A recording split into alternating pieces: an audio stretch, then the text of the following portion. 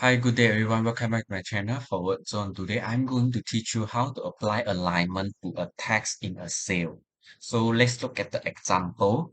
In this case, we have a set of data over here. So to make it easier to see the changes, I make the words a bit smaller.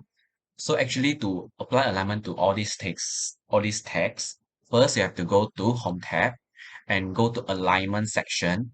From here, you can apply 6 types of alignment. So I will show one by one. You can either apply top alignment, middle alignment, and lastly, bottom alignment. And you can also apply left align, center align, and also right align to suit to your purpose. So in this case, I can just choose the middle and center align.